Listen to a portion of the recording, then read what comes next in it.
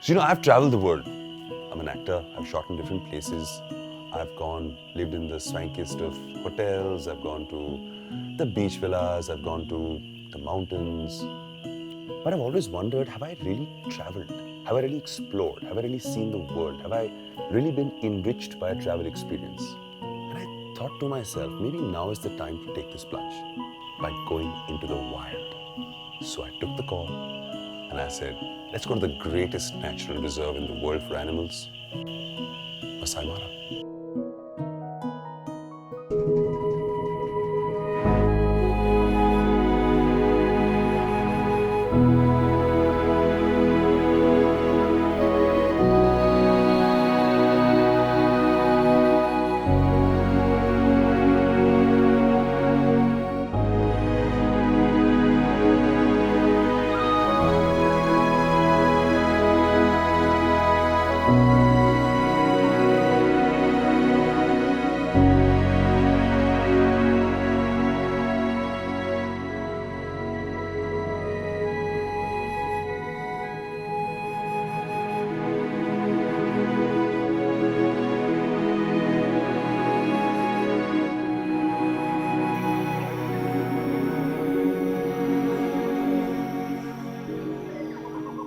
It's bloody good.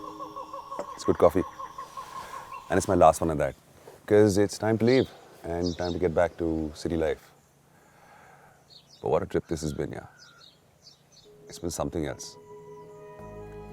When I came here, I genuinely thought it's going to be one of those typical holidays that you take in a jungle and you kind of live in a tent and you see a few animals, you probably meet some Maasai folk and come back and say it's a tick mark on my bucket list. But man, this place just blew my mind, yeah.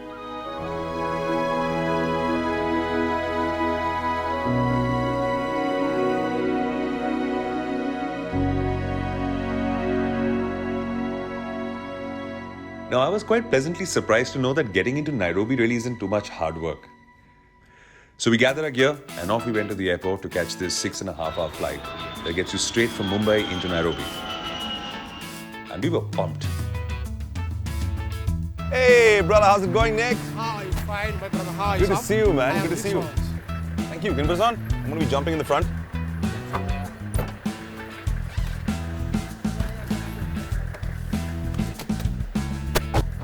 How long will it take to Masai? 5 hours. 5 hours? Yeah. We don't stop anywhere? But I'm hungry. I want to eat something. We stop in Nairobi. Let's pump it, brother. Yeah. All right. Let's do this. Let's go. What's the name of the airport? Jomo Jomo? Kenyatta. Kenyatta. Jomo Kenyatta. Yes. What does Jomo mean? First president. Oh, it's after his name. Yeah. So Jomo Kenyatta. Yes. And Kenyatta, of course, Kenya. Yeah. It's okay. Jomo Kenyatta. Nice. Are we already there? This looks like the savannah. So 5 hours, you're saying if you go non-stop? Yeah. Yeah? Poor Nick. My questions didn't stop. And he politely kept answering everything I wanted to know.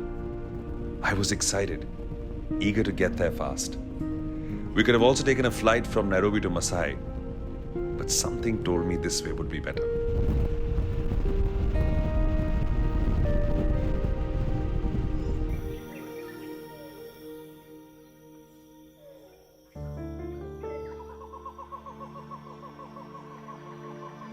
And they call it the Great Rift Valley. Right behind me, right there, the beautiful expanse of land is apparently the same spot where man emerged for the first time.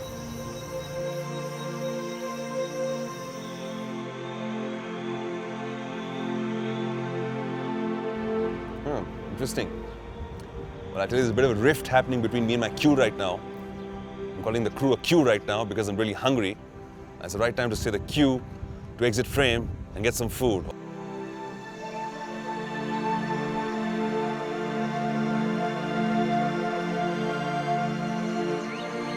And finally, my wait had ended. I had reached the beautiful grasslands of Masai Mara. Jambo, jambo bwana, habari gani?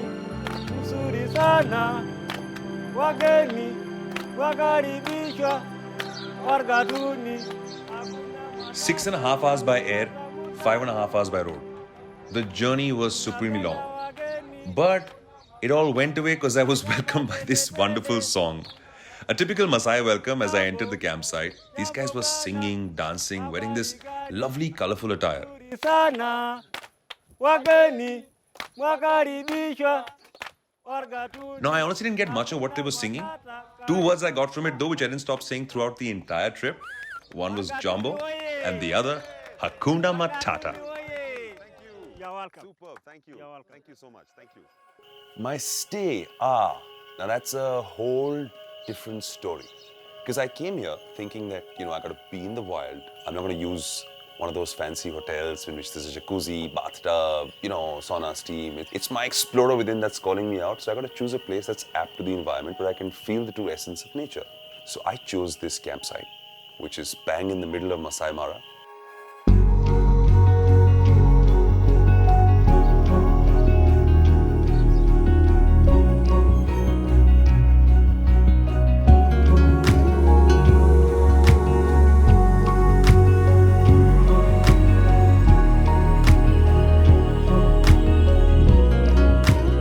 Before I move any further, let me tell you about my navigators for this adventure trip, Alankar and William. Bengali Babu Alankar is a wildlife photographer. He's also a nature expert, travel guide, and the owner of the Olgatuni campsite. And of course, William. William with that magical calmness in his voice. He's a local Maasai who can see beyond what binoculars can when it comes to spotting animals. By the end of it, they became my friends, philosophers, and guides.